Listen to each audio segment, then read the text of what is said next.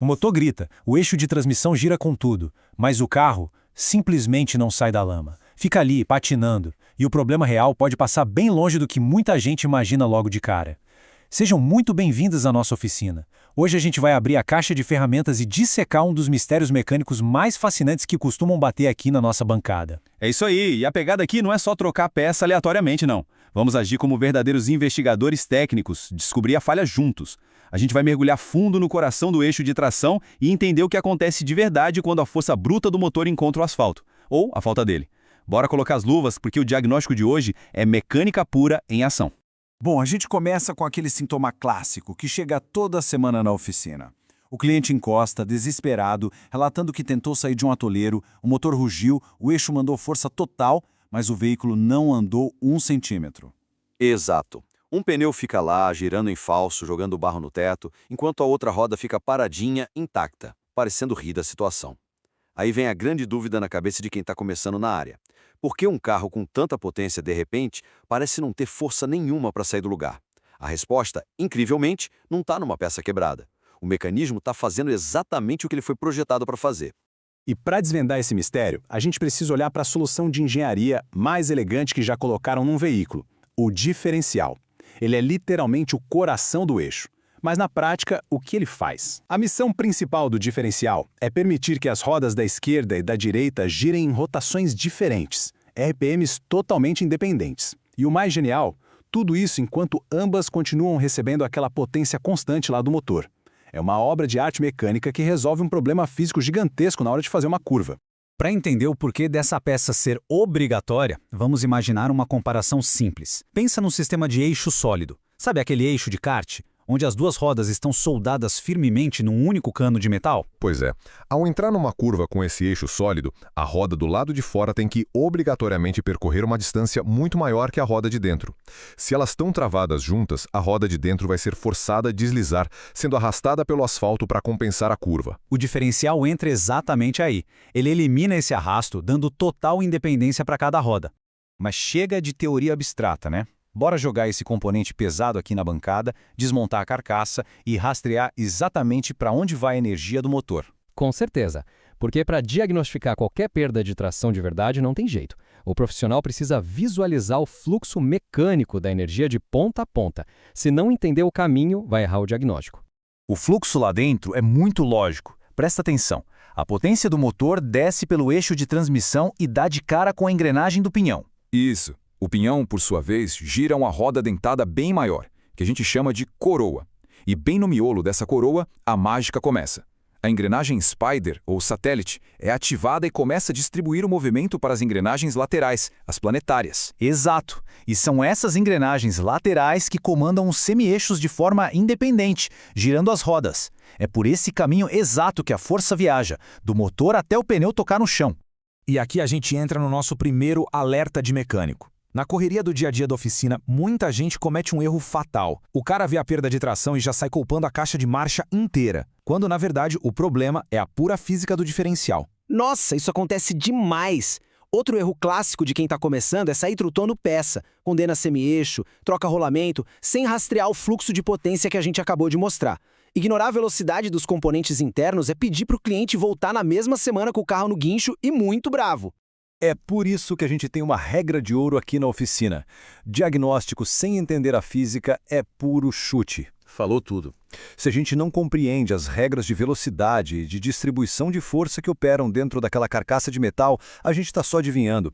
Profissional de verdade enxerga cada componente como um aplicador de força. Agora, o que é fascinante de verdade nesse tudo, o cérebro da operação inteira, é a engrenagem Spider. A geometria dela é o grande segredo. Fica bem ali no centro, quietinha, mas é o coração do mecanismo. É ela que permite toda aquela independência das rodas que a gente comentou. O mecânico 1, o pulo do gato, é que a engrenagem Spider não tem só um movimento. Ela tem uma vida dupla. O movimento primário dela acontece quando ela simplesmente gira em círculo, como uma unidade sólida, sendo carregada junto com a coroa gigante. Só que tem um movimento secundário, que é mais sutil e é onde a mágica acontece. Ela pode girar de forma independente em torno do seu próprio eixo central. É essa dupla personalidade mecânica que resolve toda a dor de cabeça nas curvas. Trazendo isso para a pista, imagina o carro andando numa linha reta perfeita. A engrenagem Spider gira junto com a coroa, travada, como se fosse um bloco único. Ela não gira no próprio eixo. Resultado, as duas rodas recebem exatamente a mesma velocidade. Mas virou o volante para a direita? A dinâmica muda na hora. A engrenagem Spider é forçada a girar no seu próprio eixo enquanto continua acompanhando a coroa. Ela faz uma rotação combinada. E é aí, meus amigos, que a física brilha. Vamos traduzir essa matemática de um jeito simples. Com esse giro combinado da Spider, a velocidade muda para cada lado. Do lado esquerdo, a roda de fora da curva, o sistema soma a rotação da coroa com o giro da própria Spider. É matemática básica. O resultado é uma velocidade muito maior. E do lado direito, que é a roda de dentro da curva, acontece o inverso. A velocidade final é a diferença entre essas rotações. A engrenagem está ali subtraindo o movimento. A roda de dentro gira mais devagar, a de fora mais rápido e o carro faz a curva perfeito. É ou não é uma genialidade feita de aço? Só que se engana muito quem pensa que o diferencial está lá só para fazer curva macia. Tem funções ocultas acontecendo ali dentro o tempo todo, batendo pesado. Sem dúvida, a gente precisa falar de duas coisas brutais aqui. A redução rigorosa de velocidade e, principalmente, a multiplicação de torque. Isso muda tudo. Além disso, olha o trajeto da força. O eixo de transmissão vem lá da frente do carro em linha reta. Quando chega lá atrás, na junção do pinhão com a coroa, o diferencial precisa fazer uma conversão violenta de direção. Exatos 90 graus. Ele pega aquele fluxo de energia longitudinal e dobra ele lateralmente, mandando para as rodas. Fazer essa curva de 90 graus, perdendo o mínimo de energia, é uma das grandes sacadas da engenharia automotiva. Então, juntando as peças, a gente vê que o diferencial é uma verdadeira usina de processamento. A começar pela massiva redução de velocidade. O pinhão é pequeno, a coroa é enorme, logo a coroa gira bem mais devagar. E a regra fundamental da mecânica é clara. Perdeu velocidade nas engrenagens, ganhou força bruta. Essa redução causa uma multiplicação de torque absurda. É por isso que o giro lá do motor, que é pequeno, consegue empurrar um chassi de toneladas para frente, tudo isso virando a força em 90 graus. Agora, avançando um pouco para o mundo real da oficina, vamos falar de peso. Porque o diferencial de um sedã levinho com certeza não aguenta o tranco do diferencial de um caminhão carregado, mesmo a física sendo a mesma. Aí a conversa muda de figura. Tudo se resume à robustez estrutural e a quantas engrenagens Spider os engenheiros colocaram lá dentro para aguentar a porrada do dia a dia. Para aguentar peso de verdade, a estrutura muda. Num diferencial padrão, desses que a gente vê todo dia em carro de passeio, o arranjo usa só 2 engrenagens Spider. Dá conta do recado tranquilo. Mas vai colocar isso num veículo de carga pesada ou caminhão comercial, moeria tudo rapidinho. É carga mecânica demais. Então, nesses casos mais severos, eles adicionam um arranjo com 4 engrenagens Spider em cruz. O peso é distribuído entre elas, garantindo muito mais segurança e não deixando o sistema estourar. E isso traz a gente de volta para aquela sabedoria máxima da oficina. Peça não resolve problema. Diagnóstico rigoroso resolve. Com toda certeza. Entender a diferença de capacidade de um diferencial leve para um pesado é o que separa um serviço que dura anos de um serviço em que o cliente volta de guincho na semana seguinte te xingando. E tudo isso conecta a gente de volta com o nosso cliente do começo da conversa. O carro rugindo, o eixo girando rápido, mas atolado na lama sem sair do lugar. Esse é o momento exato em que a genialidade desse mecanismo se volta contra ele mesmo. É a terrível armadilha do terreno escorregadio. Se a gente olhar para a distribuição de potência numa poça de lama ou no gelo, a situação do diferencial convencional é trágica. Imagina só, uma roda está no asfalto firme, aderente.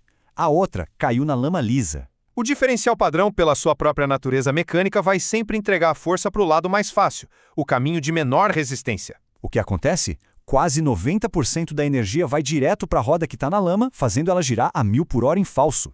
E a roda no asfalto, que poderia salvar o carro, fica com quase nada de força. O carro empaca. E aqui vai o nosso alerta de mecânico definitivo para o diagnóstico de hoje. A pista escorregadia prova que o sistema aberto sempre, repito, sempre vai buscar o caminho de menor resistência. Todo aquele combustível queimado, toda a rotação do motor, tudo desperdiçado numa roda com zero aderência. O veículo não move 1 milímetro. E a grande sacada para o mecânico iniciante é: não tem nada quebrado ali, a caixa tá boa, os eixos estão bons, é só o limite físico desse tipo de projeto. E esse conjunto todo de regras que a gente dissecou aqui hoje pertence ao famoso diferencial aberto. É o sistema padrão da indústria. É uma maravilha no asfalto seco, protege o carro, faz curvas perfeitas. Mas como a gente viu, carrega essa falha crítica quando o piso muda de figura e a aderência fica desigual. Bom, o diagnóstico de hoje está fechado na bancada. A gente entendeu o fluxo de energia, os movimentos da Spider e por que o carro atolado acelerava e não saía do lugar. Mas a engenharia automotiva não brinca em serviço, né? Nem um pouco. Para resolver essa falha terrível e tirar o carro da lama, eles criaram uma evolução brutal. Se o diferencial aberto te deixa na mão na pior hora, como é que os sistemas mais novos reescrevem as regras da física para travar a roda e garantir a tração? Essa é a grande pergunta. Fica aqui o convite para a nossa próxima análise na oficina, onde a gente vai desmontar o famoso diferencial de deslizamento limitado. Um forte abraço e até lá!